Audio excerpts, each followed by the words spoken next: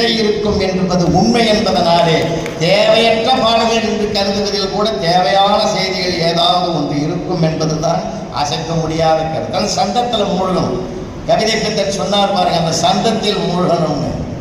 உறங்குகின்ற கும்பகர்ண உங்கள் மாய வாழ்வெல்லாம் இறங்குகின்றது என்று கான் எழுந்திராய் எழுந்திராய் கரங்கு போலும் பிடித்த கால தூத கையிலே உறங்குவாய் உறங்குவாய் என கிடந்து உறங்குவாயில நான் ஒரு கிங்கர்கள் கையிலே உலக்கையை கொடுத்து உறங்குகிற கும்பகர்ணனை எழுப்புகிற காட்சியை கம்பன் தன் சொல் வடிவத்திலேயே அந்த காட்சியை கண் முன்னால் கொண்டு வந்து காட்டுகிறார் என்றால் இதுதான் கம்பனுடைய கவிதைக்கு கிடைக்கிற வெற்றி.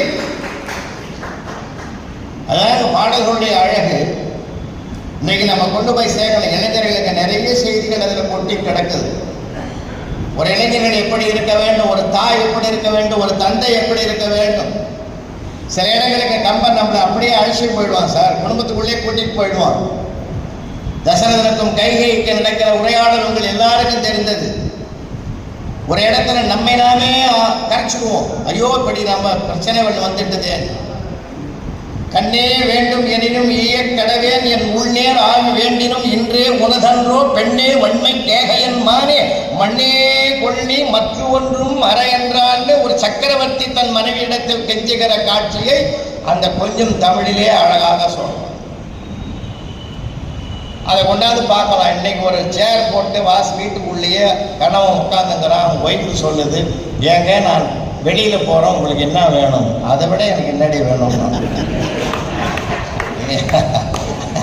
அப்போ ஒரு நெருக்கடி நிலைமை கூட நாம அனுபவிக்கிற போது கம்பனுக்கும் தசரதனுக்கும் இருந்திருக்கிறது.